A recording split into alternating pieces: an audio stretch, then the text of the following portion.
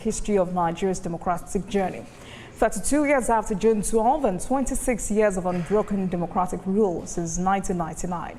What is the state of democracy in Nigeria? Joining me live from Abuja studio is the Director General, Tinubu Support Group, TSG, Dr. Umar Tanko Yakasau. Good evening to you. Thank you very much for joining us on the program. Thank you very much for having me, and good evening all. Good evening to you. So 32 years after the historic June 12, 1993 elections, my first question is, how would you describe the state of democracy in Nigeria today? Have we truly realized the promise of June 12, or are we still grappling with the challenges of building an inclusive and accountable democratic system? Can you come again? How would you describe the state of democracy in Nigeria today? Have we truly realized the promise of June 12, or are we still grappling with the challenges of building an inclusive and accountable democratic system? All right, thank you very much. I think I would like to start by saying that if we go down memory lane, I remember before June 12, during the military era, I was a young child, and my father, at a point in time, the military came to our house, surrounded our house just to arrest and abduct my father. Though luckily at that time he wasn't in town. And when he came back from the airport, he was taken straight to prison, Kirikiri prison, and it took us months before we could even hear about his whereabouts. Now, those were the tendencies at that point in time, because there was no democracy. At that time, it was military junta. And then later on, I grew up and I went to the university, and I joined the student movement. And I was lucky enough to participate in the National Association of Nigerian Student Nurses as an activist. And I knew that after the June 12, many of us were involved in the struggle for return of democracy, for ensuring that the mandate at that point in time of the late MK Abiola was realized or returned. And that took us right through fighting for a return of democracy, and with all the efforts and our colleagues across the country until the return of democracy in 1999. At that point in time, I was first Financial Secretary of the National Association of Nigerian Students, later Senate President of NANS, and then I became NANS president. So those were the stories at that point in time, battling with the junta to return democracy. And now that democracy has come back, I do believe that we have recorded tremendous success in Nigeria. Democracy has really grown. Why do I say so? I know that now, as students, you can protest about increase in tuition fees, lack of basic amenities on the campuses, and you don't have to battle with police or the military on the street coming to harass you. You can peacefully protest on the street, and you have reason to air your grievances, and you don't have any military or police harassing you. One. Two, you could also remember that people find it difficult at that point in time to discuss politics, to gather, no freedom of movement, no freedom of association, no freedom of gathering. Nothing, you have no right or say in the governance of this country, either at the local, at the state, or at the national level. Now Nigerians, through democracy, have their right to say, to speak, to participate freely and without any coercion or harassment. That in itself is progress. Before, people just, you would just be at home and you just hear that a military administrator has been posted to your state. You have no input in his coming, and you have no input in his governance of your state. But right now, you have the ability to vote from ward to local government to state legislatures and governors and even the president. Right. So that is, in my own opinion, progress. So I think we have recorded a great amount of progress in this democracy. Right, and thank you for sharing that personal experience with us, because the belief is that Nigeria's democratic institutions today are a mix of progress and persistent challenges. Yes, the country has seen improved frameworks for elections, a more assertive legislature, and what I would call a growing civil society presence. However, issues like corruption, political interference, and insecurity continue to test the independence and strength of these institutions. But how strong are Nigeria's democratic institutions today? How have the roles of the judiciary, legislature, and executive evolved since 1993? Has Nigeria successfully implemented, checks and balances in its democratic system? Yeah, every country passes through process of development, political development, and Nigeria is not an exception. I remember I read a book by Francis Fukuyama on political order and political decay, and in around 1880, the United States of America was exactly where Nigeria is today, where you have people practicing politics of patronage, where institutions are no longer strong, where divisions of the judiciary, the legislature, and the executive do not have the requisite independence that we talked about. There was patrimonialism, there was reciprocal altruism, there was clientelism. All these things characterized the U.S. in the 1880s until they started a reform, and then which took them over 30 to 50 years to ensure that they are where they are today, and the foundation has been set by the Pendleton Act. So likewise, in Nigeria, we know that the National Assembly has been functioning as an independent body and an independent organ in this democracy. The judiciary has also been operating as an independent body. The executive has been operating as an independent body. But of course, there is, at this point in time, a relationship that happens between the National Assembly and the executive, or sometimes politicians also take advantage of the judicial system. But it's all part of progress, part of political development. And there are stages that you must pass through before you reach level of maturity. And I think that so far, so good. The institutions that are the pillars of democracy in Nigeria have been established. The National Assembly have had their own decision to choose who their leadership is and change from time to time. The judiciary has consistently been electing or appointing CJN based on years of service, and there is no interruption in that.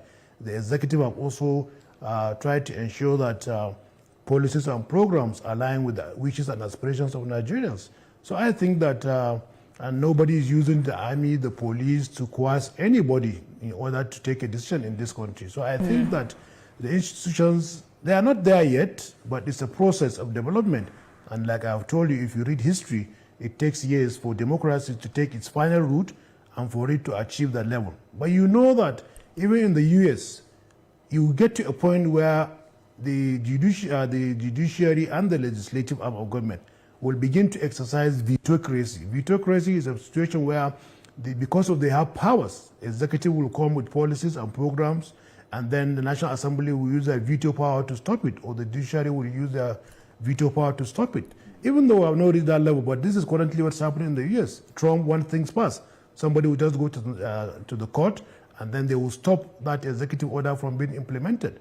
When Biden was there are a lot of infrastructural budget that he wanted to pass through the Congress. And you remember some of his, even Democrat senators were against it, and he couldn't achieve that. So vetocracy is part and parcel of in fact, advanced democracy. Absolutely, because there are some Nigerians questioning or wanting to know if at this point these three institutions respect each other's opinion and hold themselves accountable effectively. But how inclusive is Nigeria's democracy for women, youth, and marginalized groups? Women, for instance, are significantly underrepresented in Nigeria's political space. And I'll give you an example. In the National Assembly, for example, the 10th Assembly, women hold only about 4.7% of seats, down from 5.8% in the previous assembly. And this is far below the global average. Would you say that Nigeria's democracy is truly inclusive? Yeah, the democracy will only develop along with other sectors. For instance, what is the level of literacy in our society? You have to have high level of literacy, high level of enlightenment for people who are the community when it comes to election, to be able to agree that if there is a contest, females have fair play, level playing ground, and they win elections and they come into the National Assembly. So I think the process of sieving out gender representation in the National Assembly starts from the grassroots when you are doing primaries, when you are doing general election. And that cannot be completely removed from the reality of our society, where we need to also understand the role of culture, the role of education, the role of gender perception and mainstreaming. And so all these things have contributed to where women representation are in the country. Even though the President Bola Ahmed Tinubu, has tried where he has the executive power to do so, to say that there will be 35% affirmation, where representation of women will be up to 35% by determination. And that, even though it's not true election, but that is a conscious effort to ensure that greater percentage of women have access to government, have access to participate in governance. And I think if you look at the cabinet of President Bola Ahmed Tinubu, there is enough representation, and the National Assembly too, depending on which society you come from, there is an increasing number of participation. But it has to do with educational background, cultural tendencies and development. So it's a stage in development, in political development in every nation, and we will get there someday. All right, let's stay on that. So what legal reforms are necessary to enhance women's political representation in Nigeria? Or let me rephrase that, Dr. Igasa. If you had the power to implement one change today to advance women's political participation in Nigeria, what would it be? Can you come again? I wanted to know what legal reforms are necessary to enhance women's political representation in Nigeria. What will enhance political representation of women in Nigeria? Yes, what reforms are necessary to enhance women's political representation in Nigeria? And I also said if you had the power to implement one change today to advance women's political participation in Nigeria, what would it be? I think the first thing to do is to ensure that a campaign on enlightenment of the citizens, on the need to give women a chance in governance. I think you cannot force, you cannot coerce citizens in a democracy to ensure that slots are given to women.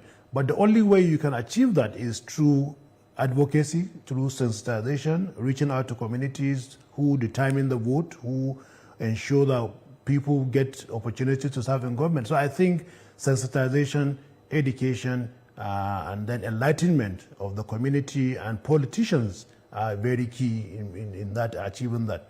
Because you wouldn't want to go through force and coercion, where you say that by electoral act or by whatever law, you deny any gender opportunity of participation or representation by guaranteeing another. So that will be in itself an infringement, because you have to be careful not to move from empowering women to disempowering men. It creates conflict. So it has to be a balanced system that ensures natural transition to advancing gender in politics.